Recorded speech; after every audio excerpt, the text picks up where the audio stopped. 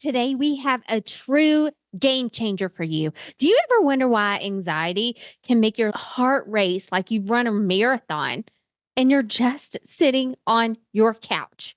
Today, we're getting up close and personal with Paul Myers. He is a licensed professional counselor, but not just any licensed professional counselor, my personal counselor. Listen as Paul shares ways that we can dismantle the anxiety beast that has controlled our mindset in our lives.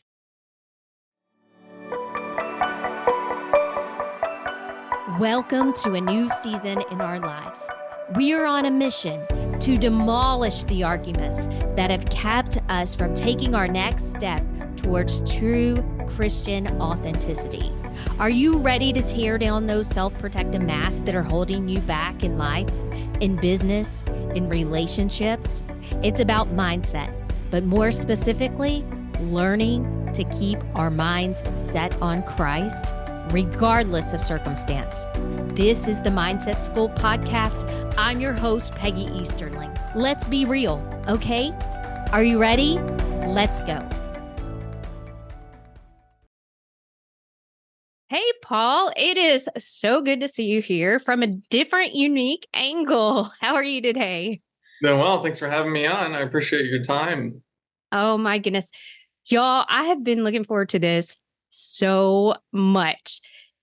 Paul was my personal counselor who helped me unpack so much junk.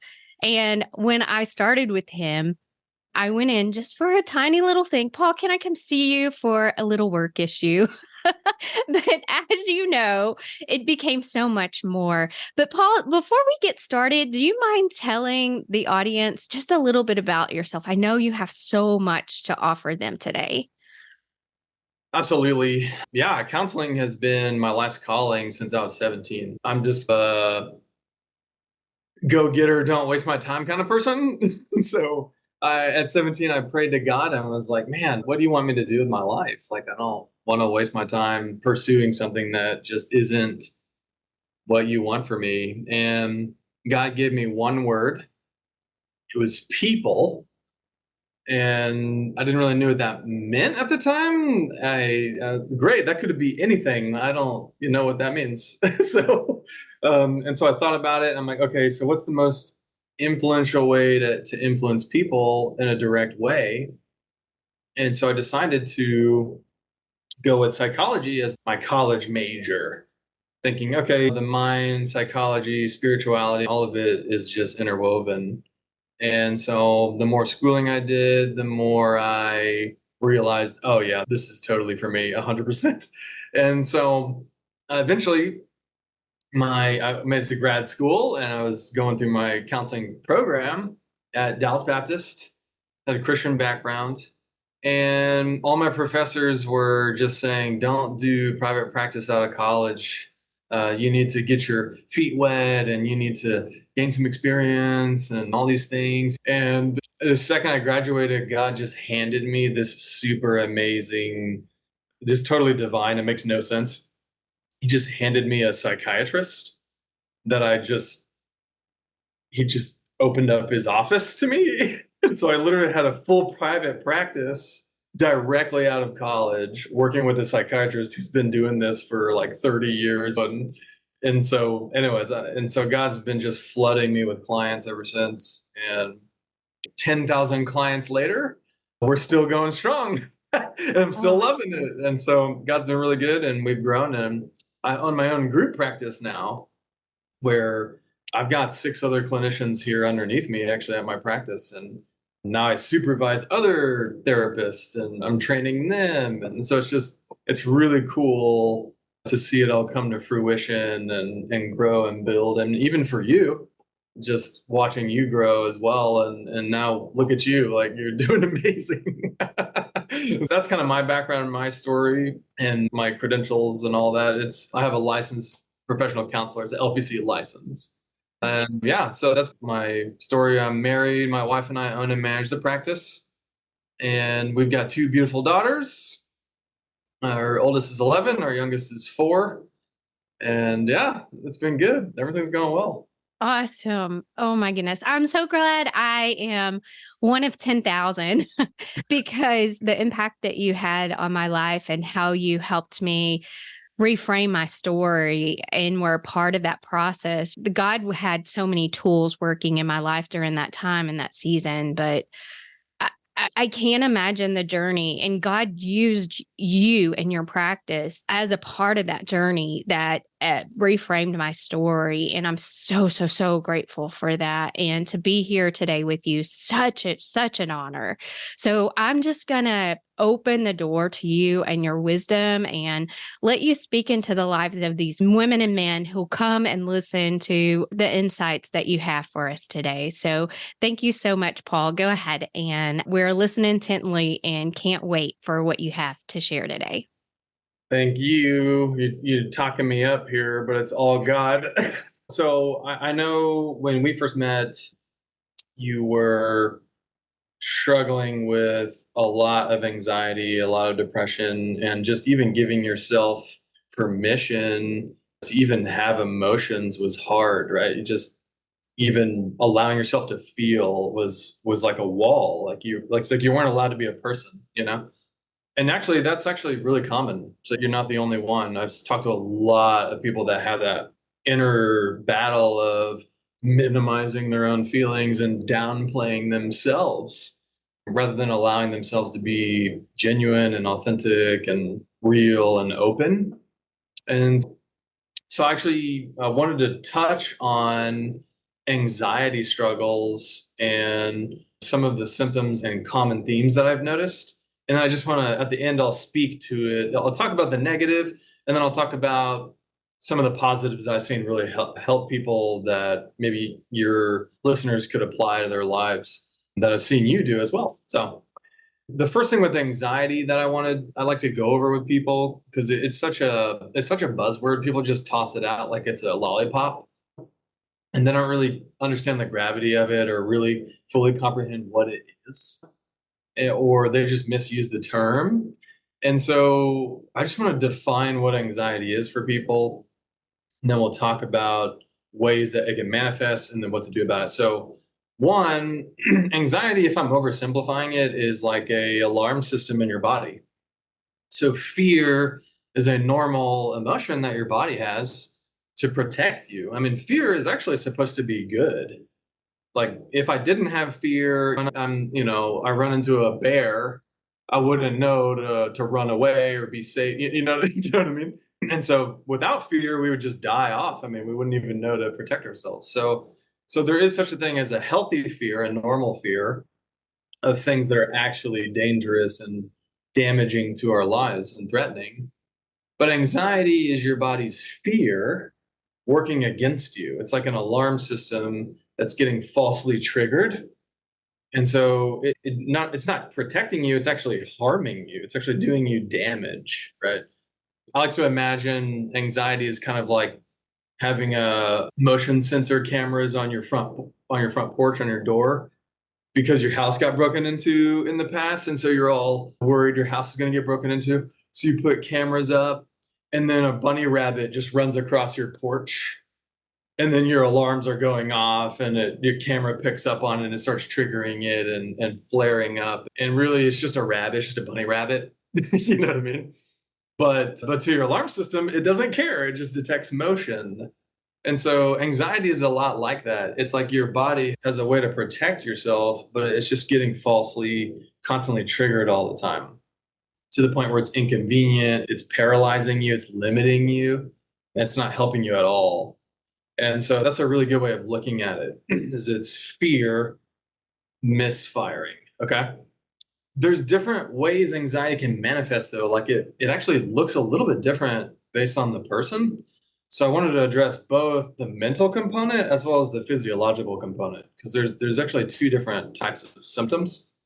So the mental side is thought life, negative thinking, worry, worst case scenarios, excessive rumination on negative things, predicting the future negative. It's all intrusive thoughts. Some of it's really insistent and like won't go away and you can't let go of it, right?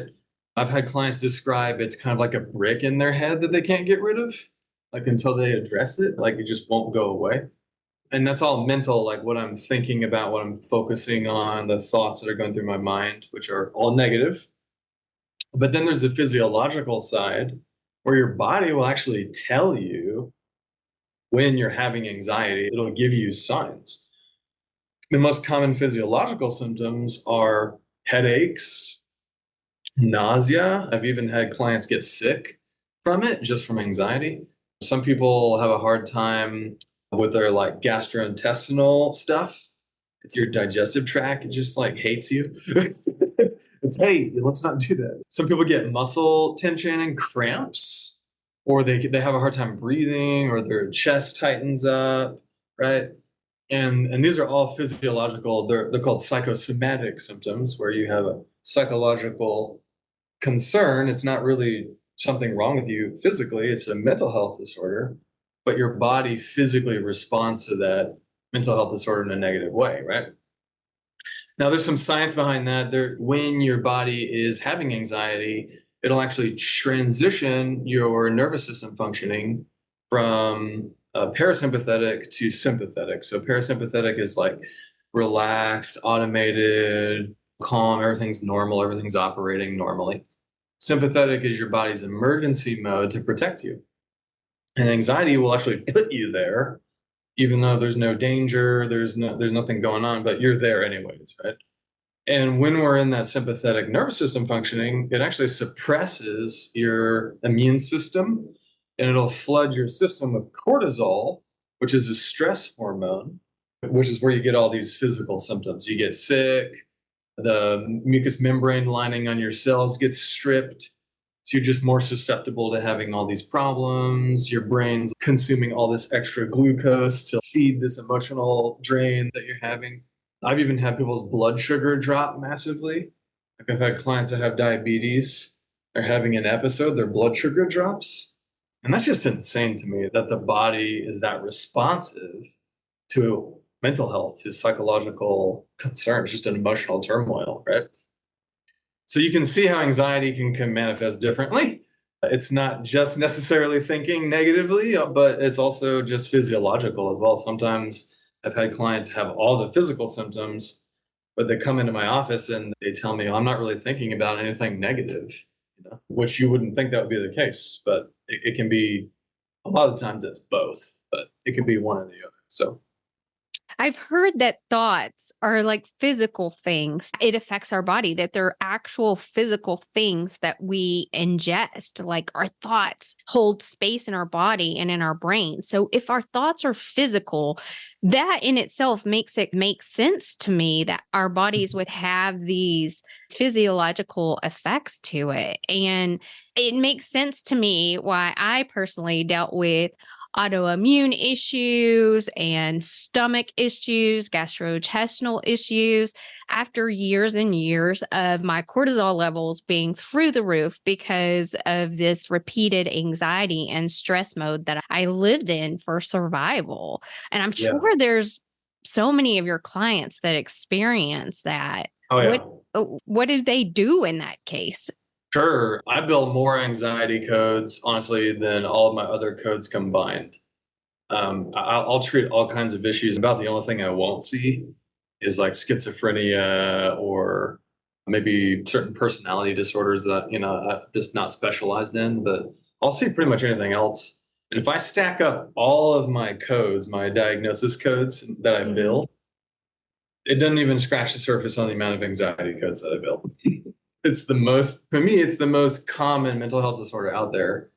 And the way you treat physical symptoms is very different than the way you treat the mental side of it. But to be honest with you, all of it is cyclical. So you can actually treat the mental side by adjusting your thought life to be more positive, right?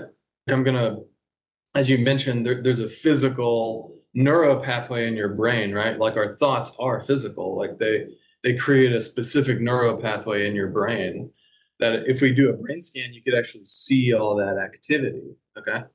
And the more you have a thought over and over and over and over again, that neuro pathway actually fires faster and faster. It becomes more and more ingrained into your brain. Very cool. But that could be very negative if we're thinking negative, negative, negative, negative. Okay. And we're really building these neural pathways, these thinking habits of thinking negative. And so the positive is anxiety is very curative. There's a lot of disorders that you just can't get rid of. Right. Like if you're born with ADHD, then you're stuck with that. That gets better as you get older, but you're stuck with it your whole life. It's genetic. And anxiety can be genetic, but it is curative. So you can eliminate it out of your life. You can totally deal with it. Positive thinking is the direct counter because anxiety is negative thinking. So if you're training your mind to be positive, positive, positive, positive, I'm really beating in those positive neural pathways. I want those to be more repetitious than the negative ones. And so sometimes that takes a lot of time to build that. I mean, you're literally forming a new neural pathway. That's unnatural for a lot of people. If you grew up negative, I know I grew up negative, thinking negatively. And so it's just a habit. And so you have to really train your brain to think differently. But the more you do it, it becomes more habitual and becomes easier, and that neural pathway fires easier. And it's like a professional basketball player, right? Like they walk up to the free throw line and they're like not even present, they don't even think, they're just like swish. It just goes in perfectly, and we're like, ah. And because they've done it just so many hundreds of thousands of times that it's just like they don't even think. It's just Wow. muscle memory. And so the goal is to get your positive neuropathways, your positive mindset of thinking in a positive way to become as repetitious and as habitual as humanly possible. And if that's not natural, then that takes a lot of manual overriding, and it's kind of like paddling up a stream here to make that a habit. And so the best way to do it is to journal, to write your stuff down, and to weed through your thoughts and feelings on paper where you can see it, you can visualize it, you can externalize it out of your head. It sounded really good in your head until you wrote it down, and then you're like, oh, this is terrible. But it helps you get rid of it easier and deal with it. So that's one way to deal with the mental side of it, right? The physiological side, we just want those nervous system resets, right? So they're like you could do deep breathing exercises, relaxation. I like to do prayer with deep breathing, right? Where it's like I'm kind of combining my spiritual and my physical together. But that deep breathing will help reset your nervous system because you have to commit to it. It's about 30 deep breaths in a row. So 4 seconds in, 4 seconds out, that counts as one. You need like 30 of those minimum. And so it's a time commitment, maybe 5, 10, 15 minutes. But that will reset your nervous system if you stick to it. A lot of people don't have the patience to stick with it, or they make excuses. I don't have time for that. I'm too busy. But it's just 10 minutes of your day, and it really does work. I've had clients do it 3 times a day, or they do it as much as they eat. And they just make that a part of their daily routine. Highly effective. So you're just resetting from sympathetic to parasympathetic every time you do that. It's really, really helpful. Another way to reset your nervous system physically is cardio exercise, right? And so it doesn't have to be you go on this 8-mile run and train for a marathon or anything like that. It could just be 20 to 30 minutes of elevated heart rate with no breaks, right? So I'm not taking breaks. I'm just consistently going, stretching my body to its limit for about 20 to 30 minutes of elevated heart rate. And that'll do it right there. That'll actually put your body into emergency mode because you're exercising and it's like struggling. And then when you're done, it'll reset you and you'll feel a lot better after. It's miserable during it, but if you're having anxiety, you're already in emergency mode anyways, right? So you might as well just use it for something good. So that's a guaranteed reset you could do. Another thing that you can do is pick up hobbies and interests that provide like a healthy mental escape. For me, I'm really nerdy. I like military history and I'm very outdoorsy, and I'll go camping or read military history book or something and just get nerdy about it. And That that'll sounds help boring, me. Paul. That Yeah, sounds so boring. I know. I'm Everyone's got out. their thing, you know? But there's people out there that love that. I know. Yeah. So, but you can do like maybe 4 hobbies or so that you enjoy that help your mind really kind of deep dive into it. Something that you can immerse yourself in that'll take your mind off things. And it's a healthy temporary escape without abusing a substance or just completely avoiding your problems or just I call it hermiting, where you just hide in your house and you never go anywhere, which are really common with anxiety. I mean, people, their knee jerk response is to avoid. And that's like the most common way of coping with anxiety. Is, I'll just avoid it completely. And so a healthy hobby is something where it's not passive entertainment, where I'm just mindlessly scrolling social media or whatever, or watching videos or TV, but it's active entertainment where I'm building a skill, I'm learning something, I'm challenged, I'm stimulated, I'm making music, or I'm reading a book, or I'm writing, or learning a language, or researching about this thing that I'm interested in, right? Is And there so is there added benefit to finding that hobby in a community? Is yes, yeah, 100%. yeah, Yeah, cool. Because now you're combining your hobbies with your social, which is even better. That's like a 2 for 1, right? yeah, Absolutely. Yeah, those hobbies will actually produce dopamine in your brain in a healthy way, right? We don't want an addiction. You can get addicted to things that produce dopamine. But a healthy hobby is just something normal. Oh, I went kayaking. I really love kayaking. Or, oh, you know what? I learned how to play the piano. You know, I've always wanted to, right? And there's some dopamine being released when you're enjoying something, right? And those are healthy and they're non-addictive, and it's just a harmless, active way to entertain yourself, but have a healthy escape from your own mind. Yeah, and then you could use it to connect with others as well. It's just a way to connect with people as well, which is great. So yeah, so that's the long answer to your question. Those are some clinically proven treatments. I did want to touch on the mental side. There are actually 4 types of negative thinking specifically that I wanted to touch on. And then yeah. maybe your readers could kind of, oh yeah, I related more to this one versus that one. They could identify their negative thinking habits. And that awareness can help you dismiss it quicker. Like, okay, I can't think this way. So the 4 types of negative thinking that produce anxiety are classic worrying, which is worst case scenarios and just expecting negative things to happen in the future. And you're just predicting the negative before you even give things a chance, right? And you're almost living in the future. There's too much future focus. Like most of your mental energy is in the future. We're not really present. And that will get you, if you're living in the future too much, or you're worrying about the future, or I call it what ifing, the what if train. So I have this analogy of what if train. The what if train, it has a circular train track. It goes in a circle. It has no destination. It's always running, and you can get on anytime and ride it as long as you want and get absolutely nowhere. Okay. And so the what if train is just hypothetical scenarios and hypothetical circumstances and what could occur. Okay. And it's just Uh, so I have easy. been on that choo-choo. I have rode Yeah. that choo-choo around the track.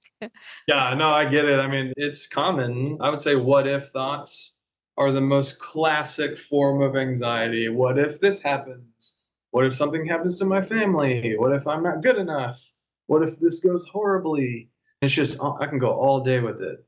And there's an endless opportunity, right? And so the best thing, just if you catch yourself on the what if train, don't beat yourself up. You just literally jump off of it. Like, all right, this is getting me nowhere. I'm just gonna jump off.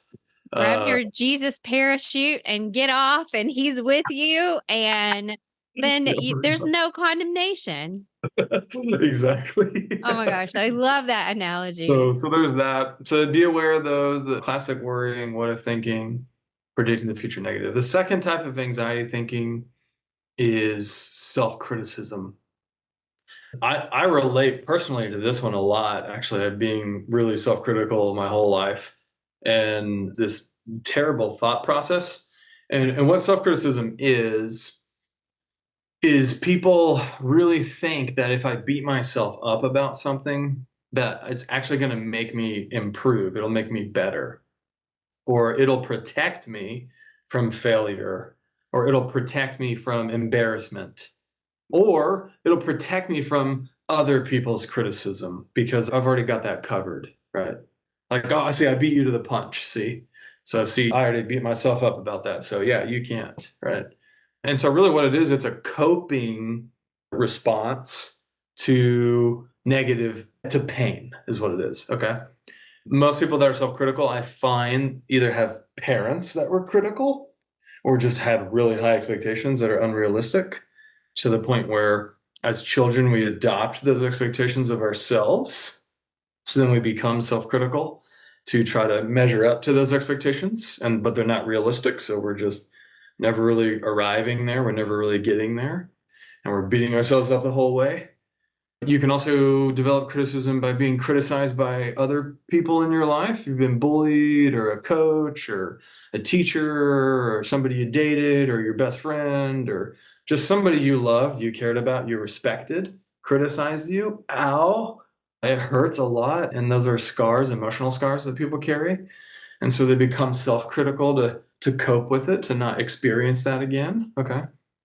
But a big common reason for self-criticism is just fear of failure. I'm just afraid I'm not going to be good enough. I'm afraid I'm not going to measure up. And so if I beat myself up enough, maybe it'll force me to be better. Right, right, right, right. Yeah, yeah. No. But so what it does, self-criticism, actually, all it does is just produce anxiety and actually inhibits you. It doesn't help you. It actually hurts you. Right.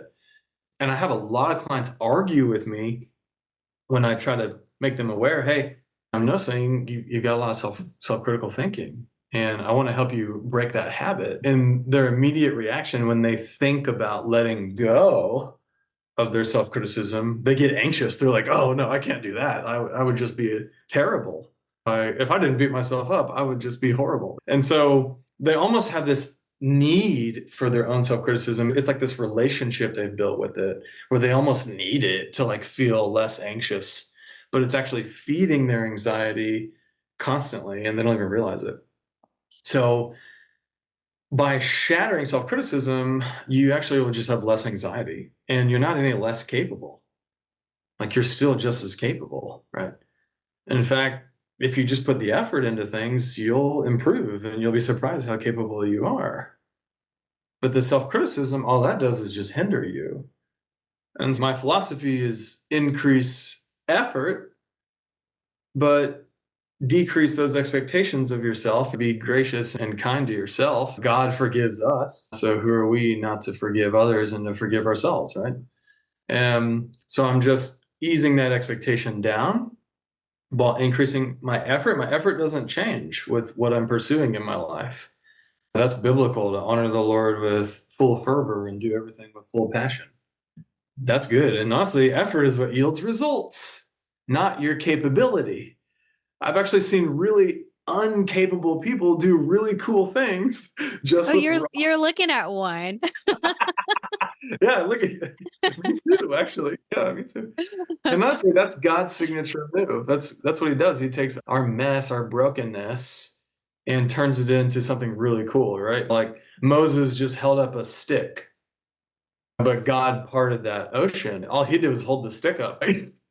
So, but it's really cool to see God use people who think that they're not capable. Moses didn't think he was capable. When God showed up to him, he was like, no, I'm terrible. He's like, is me? Are you sure?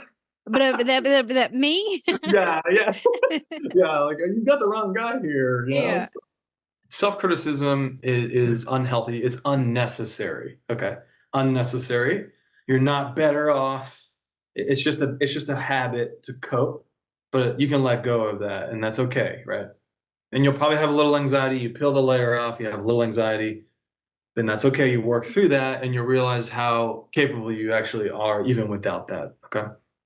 The third type of negative thinking is the defeatist. The defeatist is someone who views things as insurmountable. Like, I'm too broken. Like, why even bother, Or what's the point? It's not going to matter anyways. The best analogy is you've got this World War II plane. Here's my military history coming out.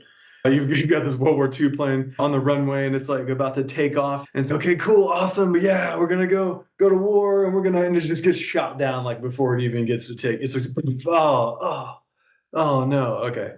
Yeah, and so the plane's shot off the runway before it even gets to fly. And the defeatist mindset actually does that to themselves. Like, you shoot your own plane off the runway, right? When really you had a great plane, it would have been really helpful, but you didn't even give it a chance. Okay. So this is common. People feel defeated. They feel hopeless. They feel like there's no point, like it's meaningless, and all their obstacles are insurmountable. And it's just not true. It's just not true. It may be all they know is pain, but that's because they haven't experienced what's on the other side, and they haven't healed. They haven't worked through that pain. If God can speak mountains into existence in an instant, I'm pretty sure he can heal your pain, and that anyone can heal, anybody can improve and work through their stuff. You're not an exception. So that'll encourage people to work through their pain instead of just give up. So that's common. The last one, number 4, is a perfectionistic thinking. Okay. Now, perfectionism looks really similar to criticism, but it's not the same at all. Criticism is like a invisible person following you all the time with an invisible whip, like constantly goading you and putting you down. Perfectionism is, rather than a person having a whip criticizing you and causing you pain, they have like one of those electrical cattle prods, and they're just following you around to get you to like move forward, like go, be better, move forward more, do more. Anyways, and so perfectionism usually comes in the form of shoulds and of rigid, unwavering rules that we have for ourselves. And we all have rules that we abide by, we subscribe to. And when we have rules that are really unrealistic and really high expectation, we find ourselves being perfectionistic. It isn't reasonable. It's not fair. And it's usually, I should this, or I should that, or I have to this, or I have to that. And it's just not true.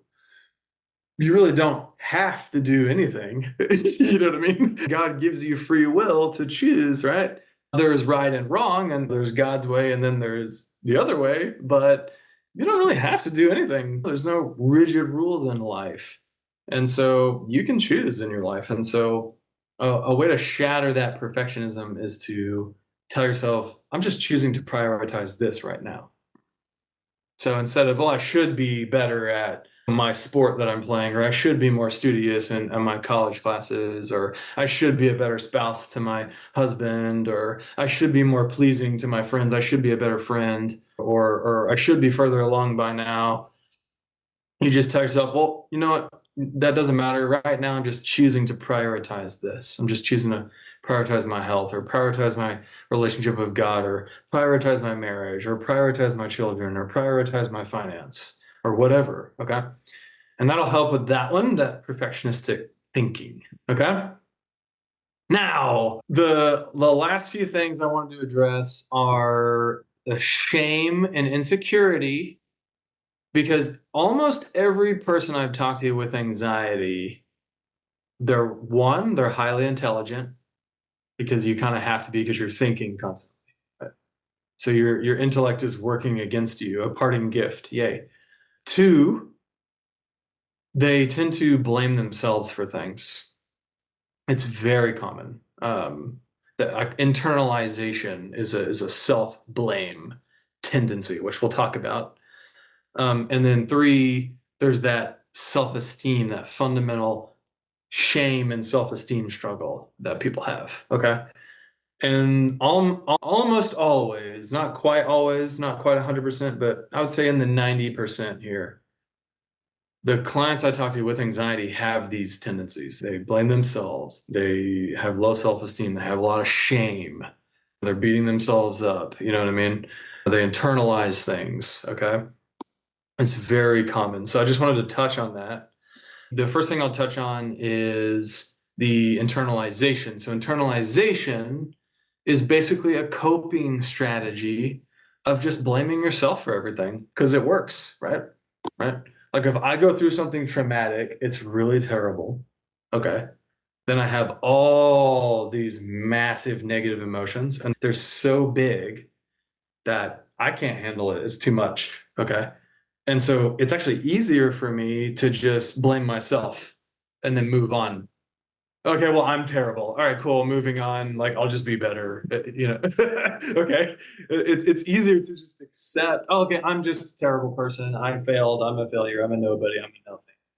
And that's my fault. That's easier to do for people than it is to accept how terrible something really is, how traumatic something really is, and deal with all the emotions that are associated with those events. Okay. I don't think someone hasn't been through like that sort of thing can truly like get this.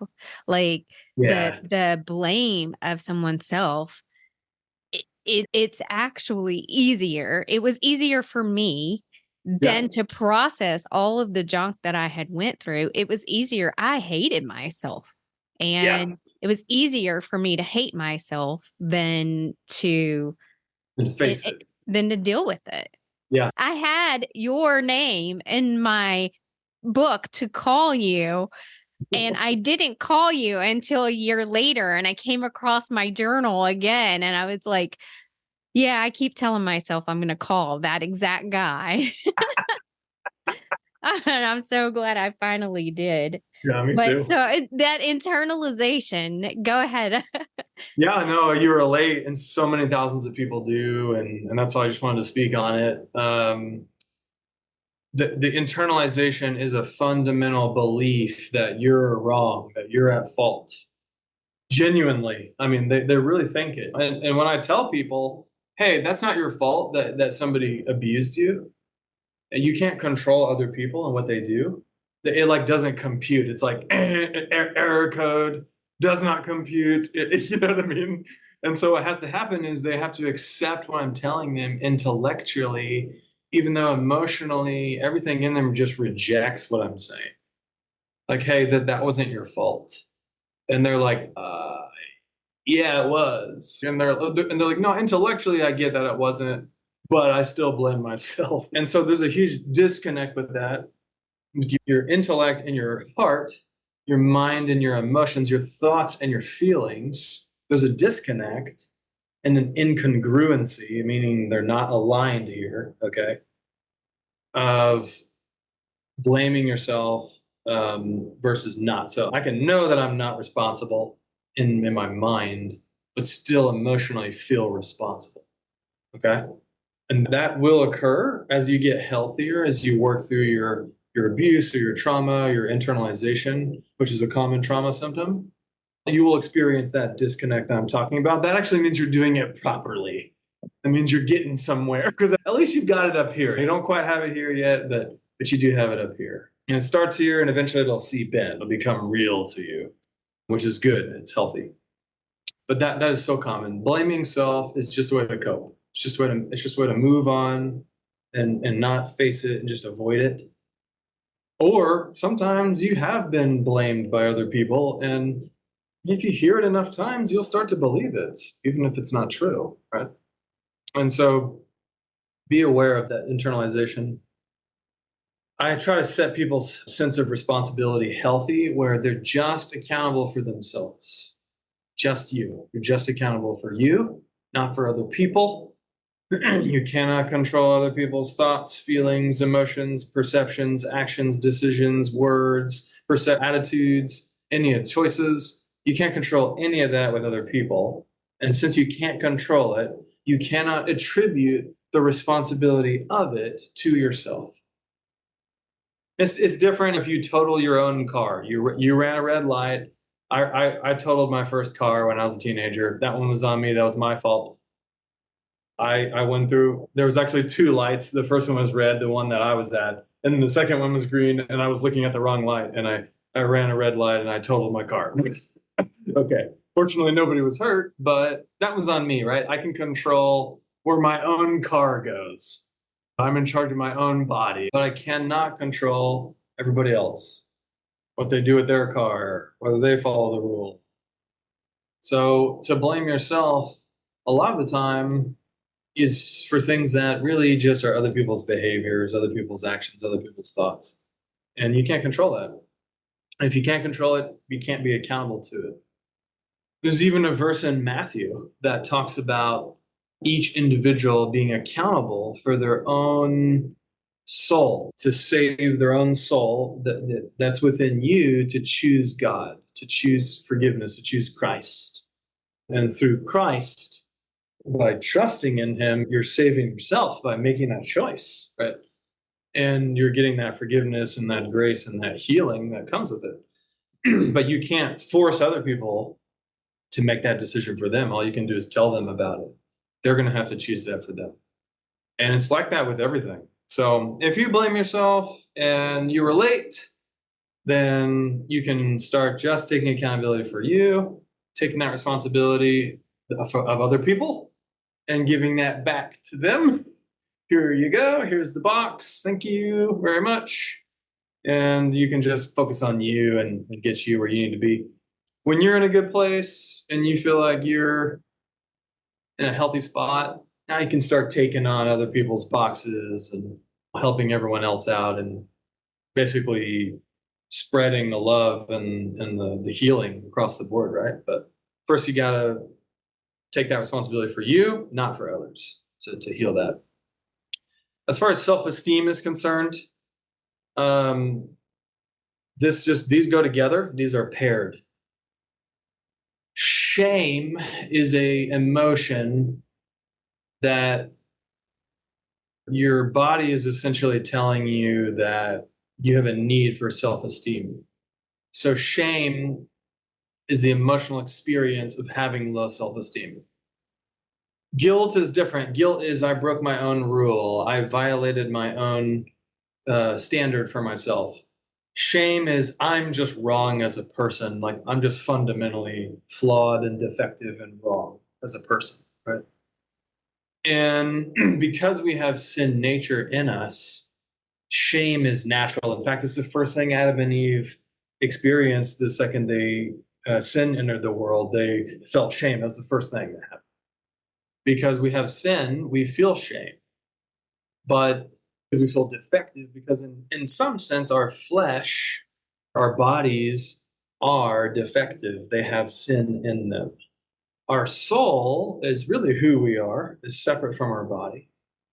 And that's who you are. Your identity is not your flesh. It's not your body. It's not your sin. Your identity is in your soul, which is really your spirit, which is really who you are. And there's a distinction between your body, which is just a temporary address you're in right now, and your soul, which is more eternal and permanent, which matters more. And shame is leaning in and experiencing that weakness of the flesh, of your body, of that sin nature. And it's actually your spirit grieving the sin nature in you. And you're choosing to define yourself off that sin nature, off that body, and that weakness of your flesh versus really looking at your soul and how God views you and your soul. And shame is you just need self-esteem. The antidote here is God's rubric for value is so crucial for people to understand. Now we're in a world of identity confusion. And identity, we already have identity. We already have that in God. And the antidote to shame is self-esteem. Well, how do I get self-esteem? Well, I get self-esteem by having an accurate, healthy identity with who I am and who I am not. And the only way to have a healthy identity is to understand the creator of you, God, created you with purpose and value intrinsically. In fact, here's the rubric. God created a lot of things. He created all things. He breathed stars into existence in an instant. And let's just do a little quick science lesson here. Our sun can fit 1.3 million Earths inside of it. Like, I honestly, I can't even wrap my head around that because Texas takes me like 12 hours to drive across just in a car. And like the Earth is like three-fourths water. And then but 1.3 million Earths inside our sun. And get this, right? The sun is a small star. It's a small star. And God breathed billions of stars into existence in an instant like that. Okay. And that's the kind of God we have. And he tells us that our value is intrinsic. We already have it because we're made in his image. We're made to look like him. We're the only part of creation that he designed to be like him and look like him and think like him and choose him or not. And every other part of creation, as beautiful as it is, obeys. Mm. The sun magically sustains itself. The earth magically rotates around the sun perfectly every year. And if we tilt 1 degree this way, we all freeze to death. And we tilt 1 degree this way, we all burn up and die. But no, it just rotates perfectly, exactly, on course, 100% of the time, unwavering. The water sustains itself, it evaporates, it turns into clouds, and then it rains down into snow and rivers and lakes, and everything lives, and it just feeds itself and filters itself out and self-sustains, and everything's so cyclical and perfect and orderly, and it obeys. But as a human being, we have a choice to choose God or not. And that innately gives us somewhat of God's capability that he didn't give to any other part of his creation. So he placed special value and worth on all people, which is the very word that God gave me to get into counseling. And Wow. people have the most value, they matter the most. And people that think they don't matter is because they don't have God's rubric. They don't view themselves the way God views you, which is capable, loved, valued, and a desire to be in communion with all people. And he can use them, right? Whenever I'm thinking of this topic, I have dissonance with the word self-esteem because I Mm, really think as a Christian, it's more God esteem than it is I like them. Yeah. self-esteem. Because when I think of myself and I try to do this in my own, I put myself on this pedestal, and that always comes from pride. It's Yeah, I can always see that. that pride for me whenever I try to like puff myself up. Here I am. Let me raise my hand. I know the answer. And I'll put Yes. myself here in pride. And when I'm really in that surrendered moment with my true self esteem being who God called me to be, in Mm, that moment, I think of it like a garment, and I'm wearing a garment that is covering who I am with who he is. And it's like when he said, my righteousness are as filthy rags. My yeah. righteousness, when I puff myself up with that pride, filthy, stinky rags. But I can catch myself wearing that garment of shame as I Yeah. do, and I can Yeah. take that off immediately and put on that garment of my identity in Christ and see There you go. myself through that lens. And Yes. it's a tool. It's something we all has a tool as a Christian to just take off those filthy rags and do away with that shame. But I love that I do have self-esteem now, but it's God esteem. It's There you go. 100% God esteem. I love it. Yeah, I love that. Yeah, because it really, I love that God esteem because it takes the responsibility off of us to have to be perfect and to have to follow all these rules and behave a certain way and have all this moral code, and a lot of spirituality gets such a bad rep because of the fixation on behavior and morality and rules and being a good person, and we miss the point. It's not about any of that. It's about God's love placed on us because he decided that we were valuable. And when we accept that value that we have, it's already there. We already have it. We just have to accept it, right? Because I did this for years. I intellectually know God loves me. I know he forgives me. I believe all of it, right? But I don't forgive myself, but I'm terrible. And so I don't realize it, but I almost reject that truth that I already have and the value that I already have.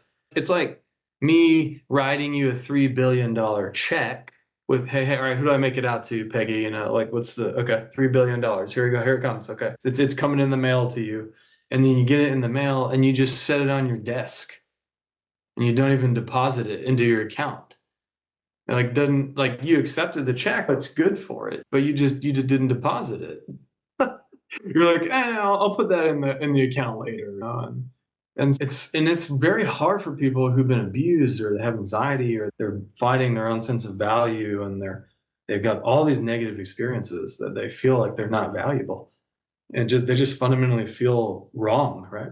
It's so hard for them to accept that value. But if you really view it that way, oh my gosh, super life-changing, really healing. And it's value and an identity you can't get anywhere else. And it's the antidote to insecurities and shame, right? And that's God's rubric, right? And at the end of the day, when you're trying to beat anxiety, we want to focus on what we can do about something. We want to focus on what we can control. And one thing we can do is we can pray to God and we can allow God to work in us and provide us peace and that intrinsic value we already have. And we can focus on our healthy sense of responsibility to choose God time and time and time again. It's not a one-time thing. And get that peace that he brings that is irreplicable. So yeah. That's it. That's all I've got. Hopefully that was helpful. It speaks to a few people and you relate. So I was taking notes the whole time. So I know it's absolutely going to speak to so many. This has been so good. Thank you so much for sharing. I saw myself in every single thing that you shared today. And I know that there's hope. There's hope in learning that tool and reframing. Just the recognition of anxiety is so beneficial. Just recognizing the emotion and not being in denial anymore. It's so useful. So thank you so much for sharing today. If people want to reach out to you, if they're interested in having a session with you or someone in your practice, or they just want to connect with you, how can they do that, Paul? Absolutely. They can go to intentional-counseling.com. Counseling is COUNSELING. So intentional-counseling.com. And there's quite a few clinicians here now. If I can't get you on my calendar personally, which I try to take everybody, but there's only one of me, then I definitely have a biblical therapist who I have hand selected, who they're sharp, they're licensed, they're trained. They can definitely get them in for sure. So, and even if they can't make it to our office in Frisco, they can at least do telehealth over Zoom, and that's an option as well. So. Awesome. Paul comes highly recommended. Again, he helped me through my own journey with anxiety and depression. And I am so grateful for your time today, Paul. Thank you so much for sharing with the audience. I can't wait to get this out to these people so that they can just really hear and learn more about anxiety and its effect. So thank you again, and God bless you for coming and sharing today. Awesome. Thanks for having me on. I appreciate you. Proud of you. Thank you.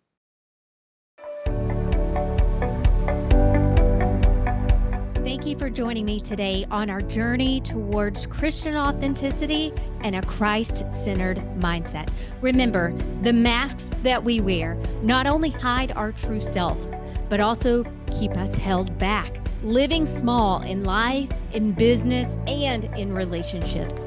As we wrap up, I invite you to take a crucial step towards your breakthrough.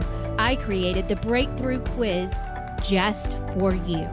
Head over to themindsetSchool.net/quiz and dive in to discover a guide to move you closer to your authentic self and renewing your mind God's way. Until next time, let's be real, okay?